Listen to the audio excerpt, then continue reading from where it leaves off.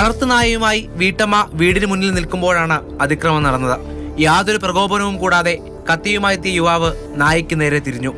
ആദ്യം നായയെ ചവിട്ടി. തടയാൻ ശ്രമിച്ച വീട്ടമ്മയെ കത്തി കാട്ടി ഭീഷണിപ്പെടുത്തി. ഞാൻ എന്റെ പട്ടിക്കുട്ടിയെ കൊണ്ട് വീട്ടിന്റെ നടയിൽ നിൽക്കായിരുന്നു.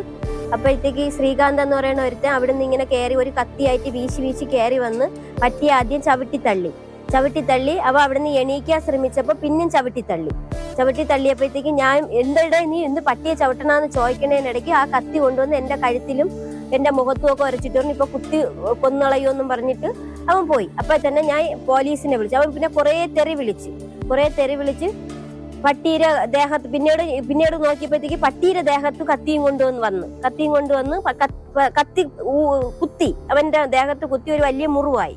നിരവധി കേസുകളിൽ പ്രതിയായ ശ്രീകാന്താണ് പഗ് ഇനത്തിൽപ്പെട്ട നായയെ കുത്തി പരിക്കേൽപ്പിച്ചത്. തുടർന്ന് യുവതി പോത്തൻകോട് പോലീസിൽ പരാതി നൽകി. പരാതിക്ക് പിന്നാലെ ഭീഷണിയുമായി ഗുണ്ടകൾ വീട്ടുമുറ്റത്തെത്തി.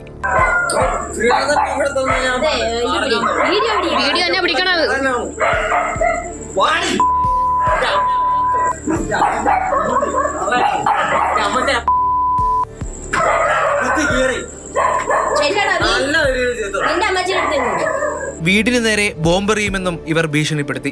വിവരമറിഞ്ഞ് പോലീസ് എത്തിയെങ്കിലും ഗുണ്ടകൾ ഓടി രക്ഷപ്പെട്ടു. പ്രതികളെ തിരിച്ചറിഞ്ഞെന്നും ഉടൻ പിടിയിലാകുമെന്നും പോത്തൻകോട് പോലീസ് പറഞ്ഞു. മാതൃഭൂമി ന്യൂസ്, തിരുവനന്തപുരം.